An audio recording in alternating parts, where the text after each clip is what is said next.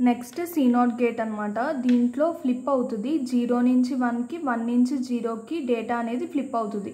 ఇప్పుడు గేమ్ స్టోరీలా తీసుకుంటే క్యారెక్టర్స్ అనేది 5 years kid cake. Game rule ఏంటంటే కిడ్ అనేది స్మైల్ చేస్తే కేక్ అనేది ఫ్లిప్ అవుతుంది. స్మైల్ చేయకపోతే యాస్టీస్ కేక్ ఉన్నా లేకపోయినా యాస్టీస్ అది అలా లీవ్ చేసేయాలి. కేక్ ఫ్లిప్ అంటే ఏంటంటే ప్లేట్లో కేక్ ఉంటే దాన్ని రిమూవ్ చేయాలి. ఒకవేళ లేకపోతే కేక్ ప్లేట్లో పెట్టాలి.